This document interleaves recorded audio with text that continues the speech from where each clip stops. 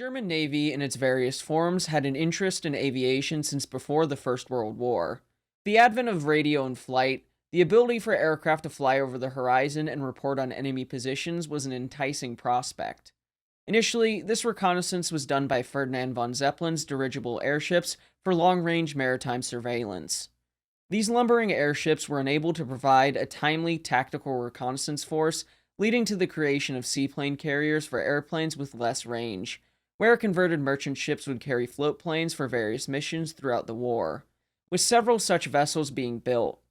After the war, due to treaty limitations, the concept of aircraft carriers lay dormant until the 1930s. Through the study of other aircraft carriers, namely Royal Navy carriers like Furious and her half-sisters Courageous and Glorious, as well as the Japanese carrier Akagi, German naval designers came up with a design for the first purpose-built German aircraft carrier, Graf Zeppelin. Although launched in 1938, the carrier would never see service for several reasons. The forlorn carrier was scuttled and then captured by the advancing Red Army in the spring of 1945, where after evaluating the carrier, they sank it in the late 1940s. It is disclaimer time once again, as this was a tough one to research, and I feel that it's appropriate to say, as a disclaimer, that I am not a historian, I do not have a degree, and I have never claimed to be one. I do my best to select sources, of which a majority of them are secondary sources, and therefore I use my best judgment to sift through the information they present. I will always try my best to give you all factual information, and specifically in this video, I will try to give you what little information there is to help show the full picture. And I do mean little. It was very difficult to find sources, and the ones that I do have contradicting information in them. With all of that being said, let's continue. That's a long time off from when our story begins. For our purposes in this video, German naval aviation began in 1914 when the captured British merchantman Glyndŵr, Welsh viewers I tried, I'm sorry, where she was modified to carry 4 float planes, 2 on the aft well deck and 2 more on the holds. The ship was commissioned for service in December 1914, where she was designated an auxiliary seaplane carrier. 6 months after commissioning, she was severely damaged by Russian mines following a seaplane raid in the Gulf of Riga on a factory. An interesting story for another day, perhaps. She was never fully repaired or returned to service, but her operations showed more promise and were encouraging enough for several more merchantmen to be made into auxiliary seaplane carriers. A ship that carried seaplanes was SMS Wolf, a Hilfskreuzer or auxiliary cruiser and commerce raider, who left Kiel in November 1916 for a 15-month-long operation, heading for the Indian Ocean and South Pacific, where through the assistance of her 2-seat seaplane, she was able to sink 27 Allied merchantmen using her array of weapons. Further seaplane carriers were converted from old merchantmen and others like the elderly cruiser SMS Stuttgart, who was modified to carry seaplanes. This leads us to the most important proposal, the SMS Estonia, which was a merchant ship that was proposed to be converted into a flush-deck aircraft carrier in late 1918, something akin to HMS Argus of the Royal Navy, who was experimenting with naval aviation as well. I have documented numerous Royal Navy converted aircraft carriers on the channel, and at the time, ships like Argus and Furious were going through their conversions, also having seaplane carriers like Ark Royal or Pegasus. All of this to say, with the advancements in technology, specifically for airplanes during the war, the prospect of naval aviation was highly sought after by the naval powers of the world. Unfortunately for the German officers who proposed the Estonia conversion, it came too late in the war, and before any realistic consideration could be given to the idea, the war was over. Following the Treaty of Versailles and the subsequent stipulation that Germany was forbidden to maintain an air force, that pretty much halted any thoughts of naval aviation and the prospect of aircraft carriers in Germany. However, where things start to get interesting is in 1935, 2 years after the rise of the Nazi Party and the subsequent Anglo-German Naval Treaty. Proposals started coming forward from German Naval High Command and Admiral Erich Raeder under the planned naval expansion, otherwise known as Plan Z. You see, Phase 2 of the expansion called for 2 35,000-ton battleships, wink wink, armed with 38-centimeter guns, 3 10,000-ton heavy cruisers, again wink wink, and importantly to us, eventually after deliberation, 2 23,000-ton aircraft carriers, and I won't even try to pronounce the German name. People get mad enough in the comments about pronunciation. Phase 1 included 2 28-centimeter armed battleships of the Scharnhorst class. Phase 2 was to begin in 1936, and the buildup wasn't supposed to be complete until 1947. An important contributing factor to the buildup was the Marine Nationale, and the aircraft carrier Bern, as it was felt it was important to match the French, and with the construction of the Dunkirk class, a carrier would be useful to assist the surface units in engaging the French ships. It is important to note that once Raeda realized that Hitler planned on starting another European war much sooner than was anticipated, naval strategy had to shift when facing larger navies. And the main focus was placed on raiding rather than engaging the Royal Navy in battle, as by the original end date for Plan Z in 1947, the Kriegsmarine was hoped to match or surpass the Royal Navy. Where in this new strategy, it was hoped for a coordinated breakout into the North Atlantic by the Panzerschiff, newly designed light cruisers, and multiple task forces with 2 battleships and an aircraft carrier each. But before I get ahead of myself, let's discuss Graf Zeppelin. Aircraft Carrier A, the future Graf Zeppelin, was Germany's first real aircraft carrier design. It was originally designed under the head of the Kriegsmarine's Construction Bureau and chief naval architect Wilhelm Hade in the winter of 1933 to 1934. Designed from the keel up as an aircraft carrier on a 20,000-ton displacement, the carrier was intended to embark 50 to 60 aircraft and make 33 knots, in the initial estimates at least. As in other carriers like USS Saratoga, Yorktown, or HMS Eagle to name a few, the future Graf Zeppelin was to have cruiser-caliber guns, these being 20cm guns like Saratoga or Yorktown. Eagle only carried 15cm guns. At the time, there was a thought that carriers might have to engage in surface actions, and so would need these guns to fight off destroyers and possibly cruisers. Anyway, like I mentioned in the intro, German designers made a thorough study of HMS Courageous and then toured her half-sister HMS Furious during Naval Week in Portsmouth in 1935. More critically, a 3-man team of the Construction Bureau toured the Japanese carrier Akagi, and over 100 plans and diagrams, including blueprints regarding flight systems like catapults, arresting gears, and elevators were given to the Germans in exchange for other information, persuading the chief naval architect to add a 3rd elevator amidships. These visits and plans proved very useful, as they provided a great deal of information on aircraft carriers from nations who had done it successfully, and confirmed at least that Halde and his team were on the right path, in their mind. The ship's design followed some basic German principles, like a high freeboard to enhance seakeeping in the rough Atlantic and North Sea. Powerful propulsion systems, the subdivision of the ship into watertight compartments, the proven system of longitudinal bulkheads, and finally, a strong defensive armament to ward off enemy surface threats. I won't do a typical summary of her particulars, as the ship's particulars and specifications changed throughout her life, so we'll discuss some more interesting features of the design, like her armor protection. The ship's vitals were to be protected by a 100mm armored belt amidships, tapering to 76mm forward and aft, an armored deck of 38mm below the hangars, and interestingly enough, a 25mm thick armored flight deck.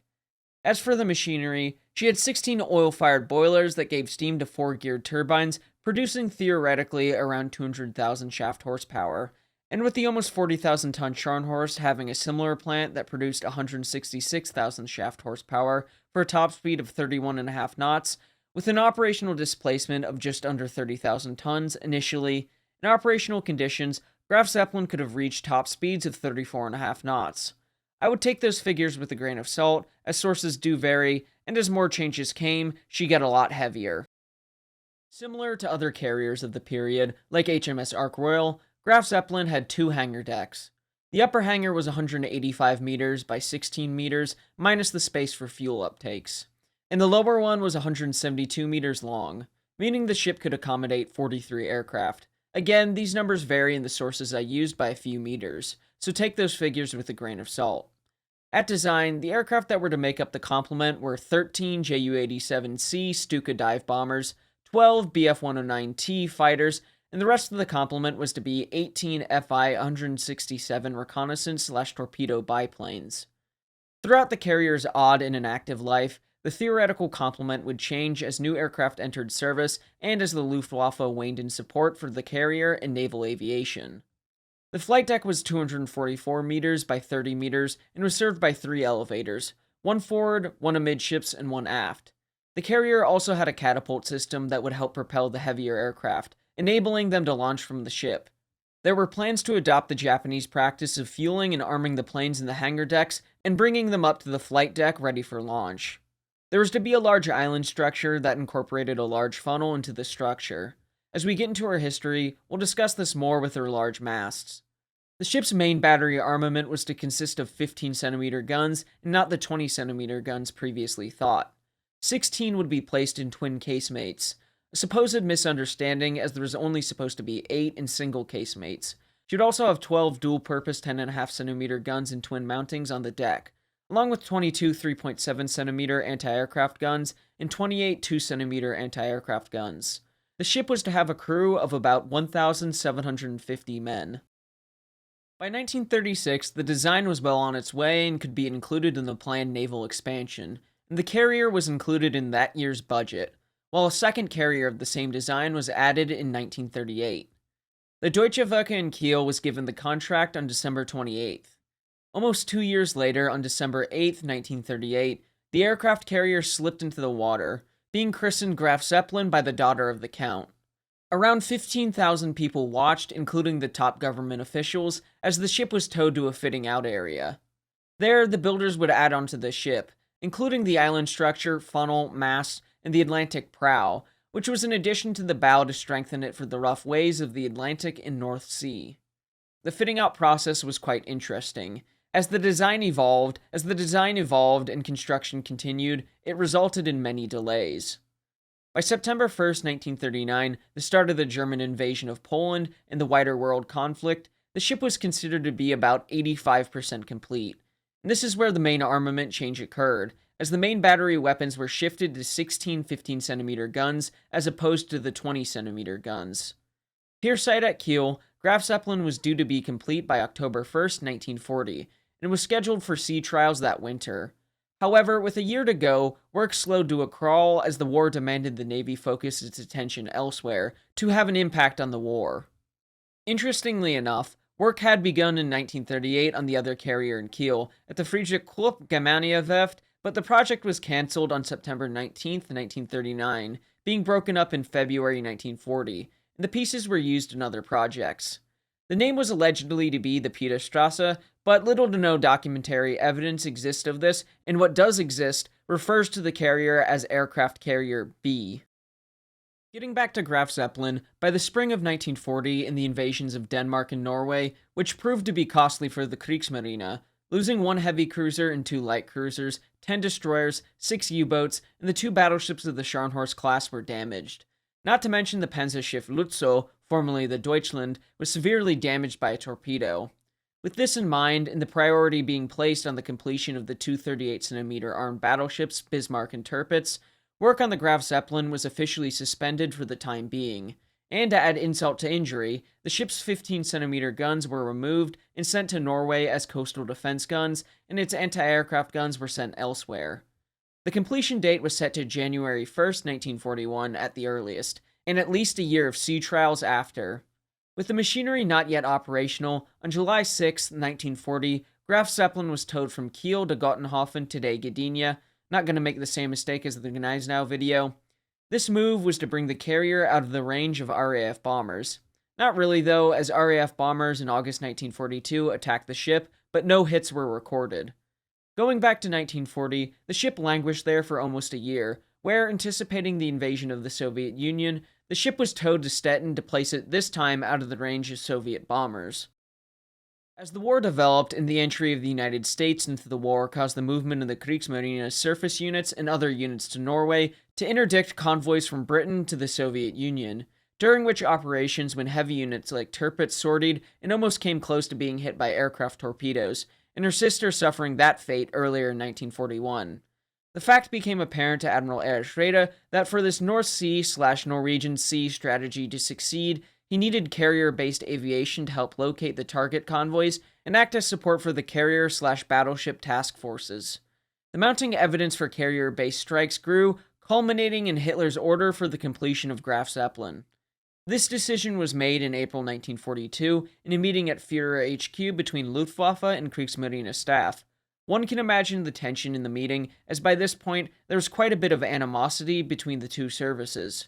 It was agreed that at least half the machinery was to be made complete, or at least enough to seem about 25 to 26 knots, and some other modifications like increasing the anti-aircraft battery. With the carrier to embark a dozen Bf-109Ts and 28 new Ju-87Es as its aircraft complement. Although it would take some time as Goring had moved the previously trained carrier groups around for his purposes. The ship was to be towed to Kiel for these modifications and completion, with an important one being the replacement of the island staff mast with a tower containing the ship's command and weapons control center and flight director station and a shrapnel-proof housing. On top would be 8 tons worth of radar equipment. At this point, the ship had a noticeable list because of miscalculations in the original design, and the additional weight on the starboard side only made the problem worse, requiring counterpoise bulges added to the starboard side of the keel with a port bulge constructed. These bulges also served as external fuel tanks. A confirmatory meeting with Hitler was held in mid-May 1942, during which time the conversion of the unfinished Hipper-class heavy cruisers, Zeidlitz, and merchant vessels was discussed. However, Graf Zeppelin was to be done by April 1943, and sea trials between then and 1944.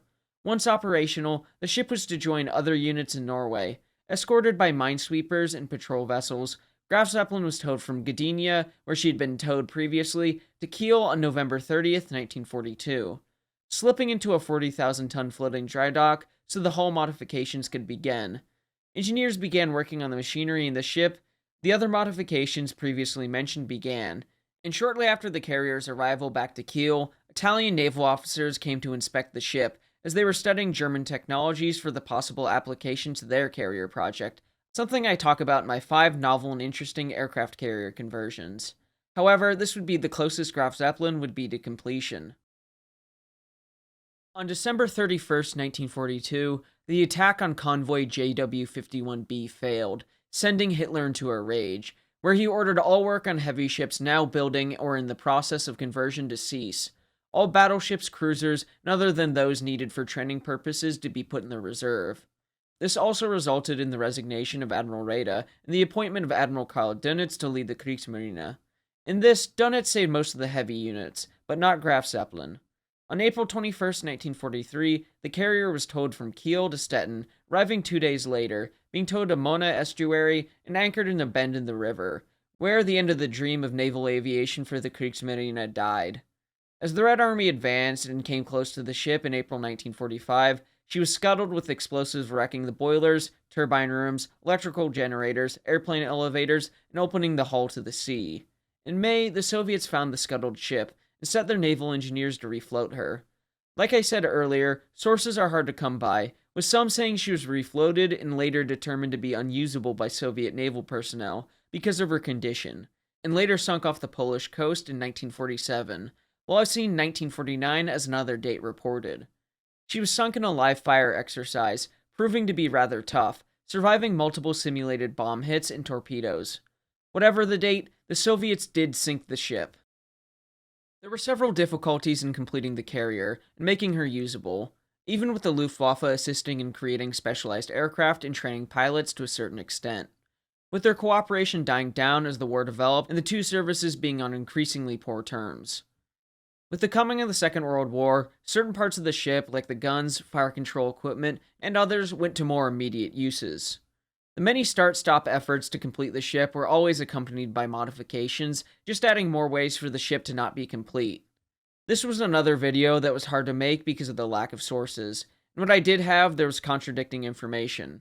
Where I would like to say to do your own research and reading, as it's a fascinating subject, and German naval aviation is something I would like to discuss more in the future.